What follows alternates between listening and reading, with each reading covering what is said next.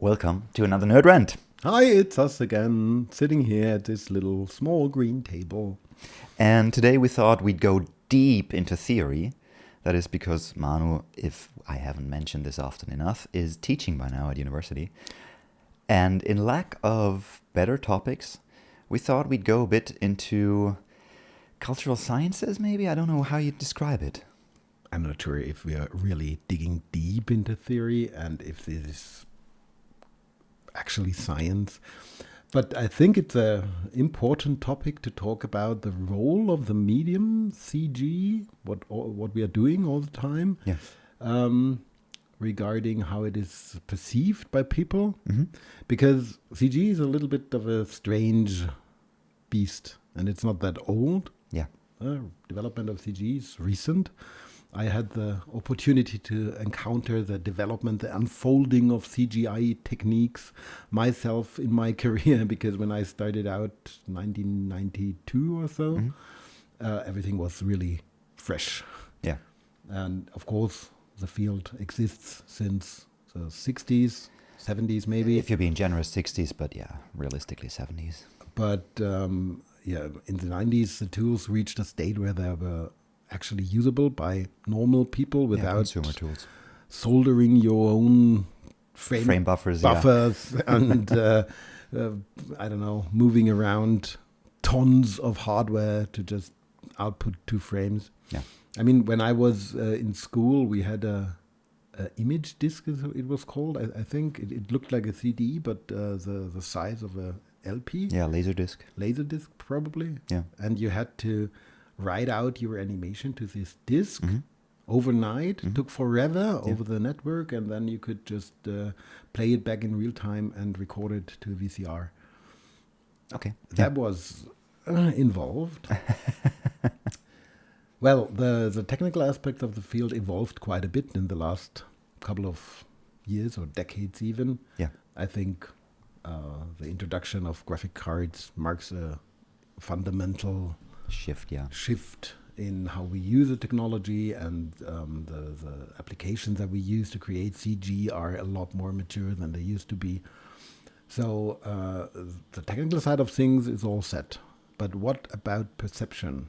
Yeah. I mean, when photography was introduced, the field of photography had the problem that they always were compared to painting. Mm-hmm. Like, is this a new, cheaper way of painting? Yeah.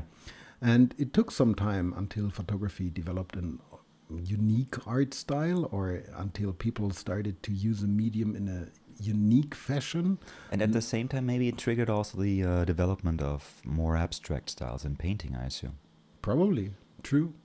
And I think I have the feeling that we see something similar now with CGI, where CGI, if you ask me, until now, mostly copies photography. I mean, not necessarily illustration too, and there is artistic styles, abstracted styles, but a lot of people, especially in films and even games, go for photorealistic look, whatever that means. Yeah, but I mean, that's, I think, due to the medium which they're working for, because film, by definition, is photoreal, at least when you... Is it? I mean, there is animation, there is film noir, there is everything. Film is a very, very broad spectrum of styles. Yeah, but I mean, good. Then you could argue that the Pixar style, the Pixar animation style, is not photoreal as a mixture of style, I think. And you pull this up. This is like ArtStation here in the background that we have. Yeah. And I put in photoreal into the search field. See. So you already made a selection there, and I think those styles that you're seeing there are hugely influenced by the art of VFX, by the art of major blockbuster movies, and sometimes even archivists when we look at some of those images here. And I think they are heavily influenced by the medium the artists work for, and not necessarily by the medium CG itself, I would argue. I think it is both, because let's look at CG. The CG enables you to create photorealistic images, and with photorealistic I mean not photographs, of course, but images that look like something a photo camera produces. Mm-hmm. Funny enough that we are using special techniques that cost render time to introduce all the flaws of photography to the imagery to just mimic the photographic behavior. Yeah. So I think at least one part of CGI used to be and is still mimicking photography, just copying photography, trying to create images that look like photography. And I was just asking myself, how can I judge this? How can I, what is my opinion regarding this? Is this a good thing or a bad thing? I mean, when CG started out, it was very common to just shoot the plate and then maybe render a car, put it in the plate, and then combine the photographic plate with some CG elements. Now that we are more and more rendering entire scenes, the style is persistent. People try to mimic what a photo camera would do. And that is sort of interesting because it is, as you say, not necessarily the character of the medium. You can do pretty much everything. Nevertheless, there are some aspects that are very distinct to, say, painting or drawing. Like, for example, with painting, you have control over the softness of your image. You can decide if you put colors next to each other, you decide how soft the blend between the colors is, and that is something a lot of painters use to express their feelings or the message better, because they can focus or they can concentrate detail in one area of the image, and then just make the audience focus there just by controlling the softness of the image. And that is something photography does not offer, and CGI neither. So everything is, first, to start out with, everything is sharp. Colors are meeting sharply. And of course you have effects like depth of field, where you can introduce softness, but in a very technical fashion. It is always very controlled. It is dependent on the camera standpoint, the focal length. It's not that you decide where you want to put the softness. So in this regard, I think CG is very much a photographic technique, or creates photographic results. I would argue against both. I would argue that with traditional photography, you could still do lots in processing in the darkroom, be it blurring out or pushing or underexposing parts of your image, which has been done traditionally forever. Also, you had gels that you can put in front of your cameras, as well as tilt-shift lenses. So I'd argue against that to a certain degree, as well as with computer graphics, because by default, yes, everything is sharp. By default, everything is contrasty. But the same with a camera. By default, it behaves a certain way. And that, I think, is what we're seeing both in these commercial projects here as well as in filmic projects. They are, at the beginning of the exploration of each medium, people tend to stay very close to what the technology on its default settings produces. However, when you're actually at a point where you're using and abusing the technology in a way that you know the capability of it, you can push it. You can push it with computer graphics. You can make it soft. You can make it... Oh, absolutely. That is the point that I'm trying to make. It's just, if I look at the field, if I look at what is created, the majority of it is either trying to copy illustrational styles, or most of it is trying to copy photography. And I was just asking myself, where is CGI positioned regarding photography? Is CGI, or is it valid to consider CGI a photographic technique? Or what is it that is distinct about photography? I think a lot of people would argue that photography is tied to painting with light. That is actually what the term means, and that means you need a camera, and you have to be on location, and you have to capture an instant moment. This immediacy of photography is, I think, what a lot of people regard photographic, and that is very different, of course, with CGI, because we are tediously modeling the scene that we are then shooting. Nevertheless, I was just asking myself, is this aspect of the light creating the image, either through chemical processes or a sensor, is this really all that it takes to create a photographic image? Because inside of the computer, we are simulating exactly the same processes, and although the light is virtual, you can consider it light. If I take ray optics and do a simulation of light, well, the process is very similar. So I think, of course, CGI is not photography, or is it? But it creates photographic images in a way. And I would argue against the definition of. I mean, I would agree that. I think I can agree on that. On CGI is in a way photographic. I would argue against the argument that CG is photographic because we simulate ray optics. Because not with every piece of CG we actually simulate ray optics. There's a bunch of abstract work out there that does not do that. But you had the same thing with photographic techniques, where you just put objects on the plate without the exactly like True. that. So I wouldn't make that the driving factor of CG being photographic. I think in the end, CG is more to me like generating light actually than capturing it, because that's what you're doing. In a way, you're right. In a way, I'm just searching for getting a handle on it, getting a grip Absolutely. of what exactly it is. I think I don't know if I try to define what is photography. First thing that comes to my mind is the thing with the light and the immediate moment, the capture of the immediate moment. So the authentic part of the image, like we are depicting something that actually happened, and that is, in a way, it's something that is missing from CGI. And then on the other hand, you have the this a lot of people, especially regarding documentary photography, think that altering the image is not something that you're supposed to do, because then you are losing this authenticity. Exactly. I think with documentary photography, I would agree. It's important that documentational photography is as authentic as possible, because at some point we're also getting to a point where we are producing just fake stories or fake news. I think that's a very slippery slope. Let's maybe put a different spin on it and maybe define CG as the logical extension, or simply, quote unquote, as the next step in photography, just as digital photography was to analog photography.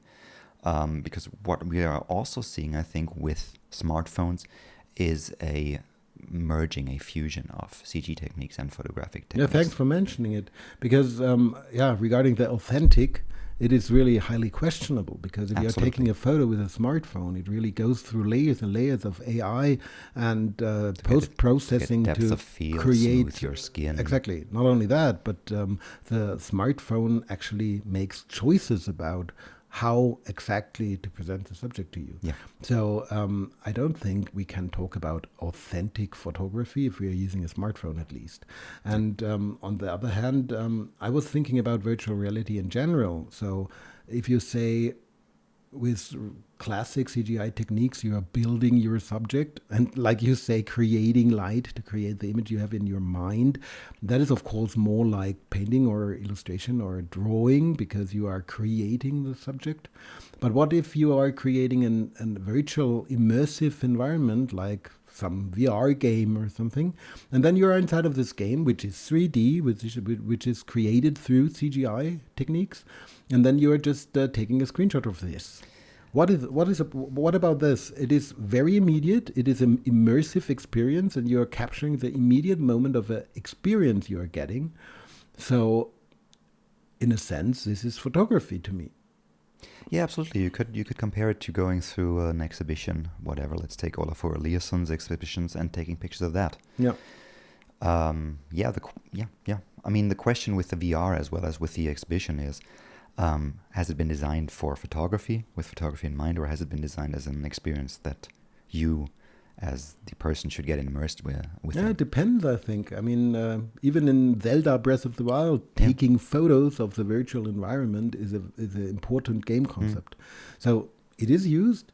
I'm asking all of these questions because I want to define, or I want to look for a way that CGI could define a new style, or I have the feeling that we might need a way to really make use of the offerings that the CGI techniques have to find a distinct way of expression. Absolutely. Not copying photography absolutely. or copying illustration. I think it's really time for the medium, now that it is a little more mature, to think about a unique way of expressing yourself. And I think you can already see glimpses of that in certain Absolutely. works. Yeah, you do. But the majority still looks like this. The majority still is just, in a way, a photographic image. Without being too jaded, I would say, but that's the normal way it is. I mean, look at photography in itself. How many works of photography are there out there that really push the medium and really take advantage of the medium? It's totally fine. I'm not criticizing this. Yeah. I'm just thinking about where we could go with the medium. I mean, just ideas that come to mind are, I mean, not sure what the name of the artist was, but the Going to the Store video with this really quirky, distorted, humanish being. That was one way of pushing it. Then, and just because we talked about him, really great work by Chris Hoffman, Ugly, Stupid, Honest, who's doing abstract designs in 3D. Let me look for him. Who also mentioned, because that's why we talked about him, because we were talking about, let me just switch to that here, so that's his website. I think he makes use of the medium to its fullest. So because he was mentioning that in regards to the discussion with Dolly, the generative AI that cranks out these incredible pictures very recently, he views this more as a photo safari within latent space, so more as a documentarian going on a photographic journey through what the AI hallucinates in a way. So that definition of generative art cranked out by this AI as documentation photography really struck a chord with me for some reason. No, absolutely. I mean, it is basically the same discussion. These images that are created by an AI, are they photographic images? And I would say yes. They are maybe not photography because of how we define photography, but they are producing photographic images. And I think AI might have even more opportunities to create something different, to find a different way of expression to photography. I think it's totally fine to recreate to recreate photography, but then I would really like the understanding of CGI to be on par with photography. At the moment, I have the impression that a lot of people view CGI as something inferior to photography, because photography has this authentic aspect and is tied to the real world. The question is all this virtuality that is part of our day-to-day life today and probably increases to be important in the future, isn't that part of our real environment too? I think it might also be down to a very narrow definition of what CG and CGI is, due to the fact where it comes from: feature film, games, advertising. I think especially when we're diving into these topics of how much CG is a cell phone photo, how much CG is there in a modern day digital camera, a drone, a VR camera. I think then the divisive lines, they get blurred over again. And I think it's worth a discussion with those people that kind of talk down on CGI being the medium it is, where they see that distinctive line being drawn and if they have those applications in mind. And I think especially, I mean, it's no secret to say that you've been listening to theoretical photography podcasts for the last month, I think. That is what got me interested in the topic, actually. So for the German viewers here, it's, what's the name of the podcast? Fotografie neu denken. Rethinking photography, that is. But it's a German podcast, it is, right? Let me look it up. It's not in English. It is in German. Okay, so might not be of interest to everyone. But I think, and you claim that there is this... Here it is. Photographic, arts photography, high-level photography community interviewed in these episodes, right? So Andy Scholz. So I'm just making assumptions here. So please catch me if I'm going too far. But my assumption is that the quote-unquote disrespect, whatever you want to call it, for CGI that you hear in the community mainly stems from... No, not necessarily. Okay. Not necessarily. It's just a personal experience with people talking about CGI. Okay. There are people involved with CGI that, of course, are fanboys, and like I used to be, really are getting excited about new techniques and everything. But I have the feeling that the aesthetics of CGI lacks a little bit behind the techniques.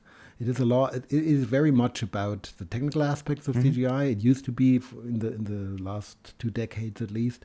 And I think it's time for a new aesthetic discussion about CGI and where the medium really shines in communicating in a new way, I think. You're right, this Fotografie neu denken, so think freshly about photography, or I don't know how to translate it. I would go with rethinking photography. Rethinking photography is about where the medium photography is going. Yeah. And I think CGI, to at least me personally, I consider CGI to be an extension to photography, as you mentioned before. Because I define the images that we are creating here as photographic images in a way. Even if you are creating illustrative styles or abstract styles, you can view it as taking a photo of a virtual abstracted piece. And of course, CGI is a huge field. Nevertheless, the standard CGI goes in this direction. I was just assuming that with the selection of interviews and guests on here, they might be more critical of CG than the average person or the average designer. I don't think so, although I have the impression that most photographers wouldn't call CGI a photographic technique. And but this is really questionable, because what happens as soon as you use photographic textures in your scene?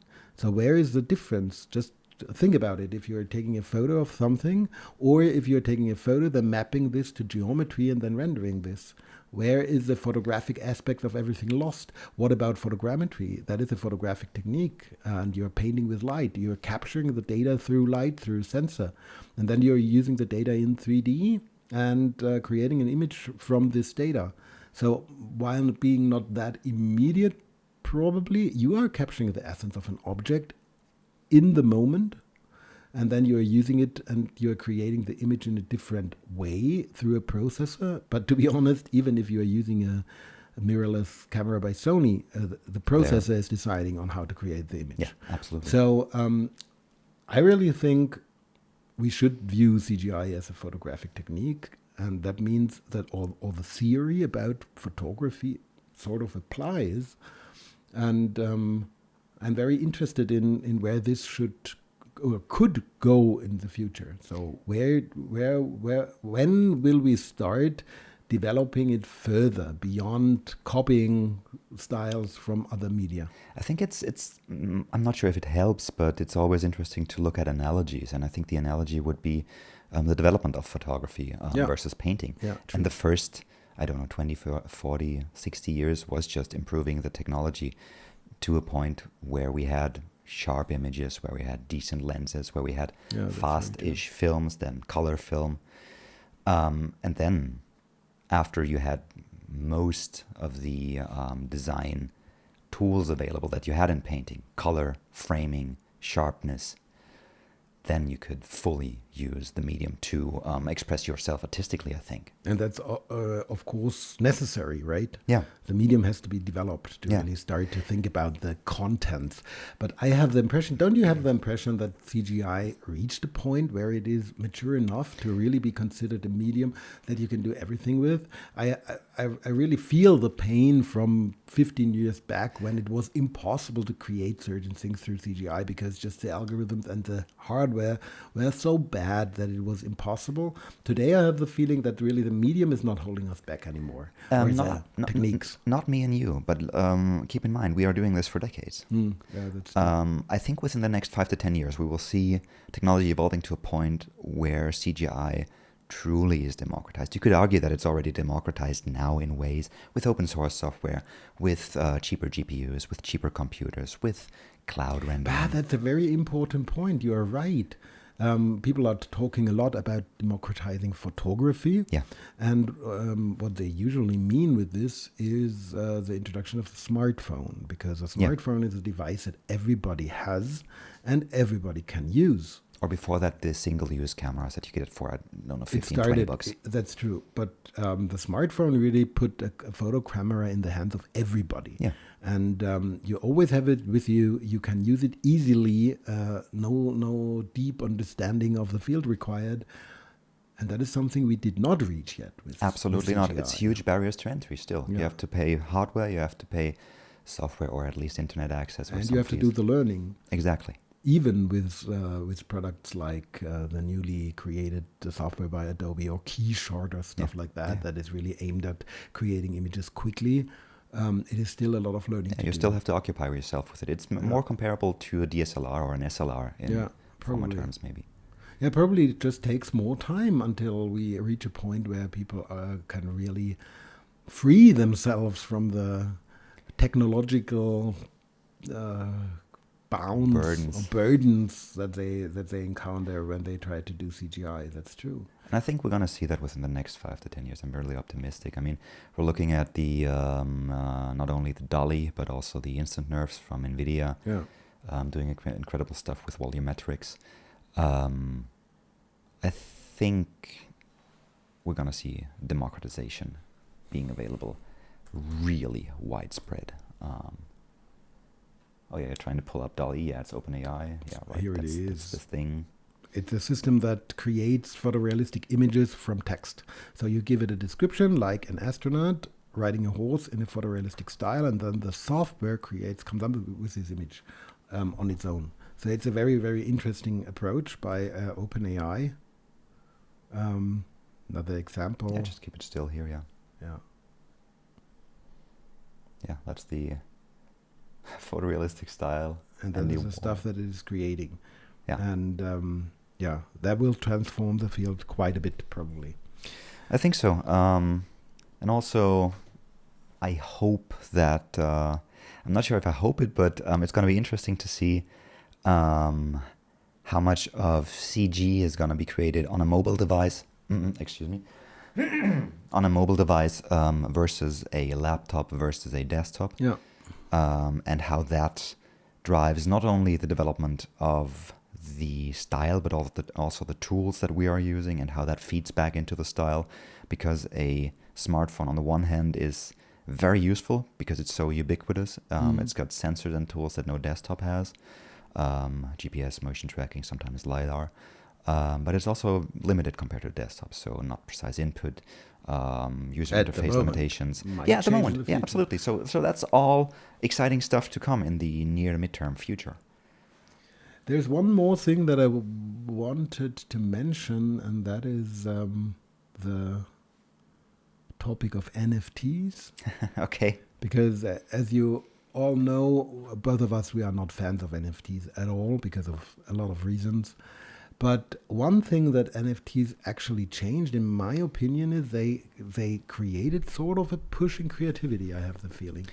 And that is probably because, as you mentioned, CGI was used in films, in advertising, in visualization. And now with NFTs, people started to do CGI just for the heck of it, just for CGI, just for selling it as an NFT. Yeah, right. So this reason to create it changed, and I think that already started a development where you see more creativity. That's actually using CGI techniques. I mean, a lot of people are probably using CGI for creating NFTs because you can create series and these sell better and. True, but nevertheless, I have the feeling if I scroll through my Instagram feed and compare it to 5 years ago, it got a little bit more diverse, weird and interesting. Yeah, because of people or artists creating art just for the art and hoping to get paid for it, just because they try to do something. So I think these developments in society or even technology are very interesting and very important too for pushing the medium into a different direction or into a new direction. For all the downsides that NFTs bring with it and the whole crypto space brings with it, that's actually one thing, democratizing and maybe empowering people, not only to make money and make a living out of their own artwork. We don't have to be talking about derivative versus original versus scams, everything that's going on. But let's just say positive and say, not only did it empower people to make a living out of their artwork, but maybe also it encouraged them that their style was, although not commercially mainstream, not maybe sellable for advertising, for film, for whatever, maybe it sells for some collector, someone who appreciates it. So we're seeing maybe an empowerment of niche, underground, weird artists that pop up in your feed. Yes, definitely. Interesting times ahead.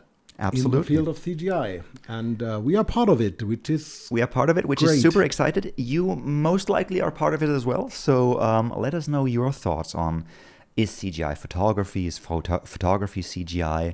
Where is the whole field going, especially in the advent of... where do you want it to be? Yeah, where do you want it? Yeah, where do you like CG to be? What do you like about it currently, what you don't? Comment. Hugely interested in your opinions. Yes, absolutely. And yeah, at this point, as always, it is cheers. And goodbye.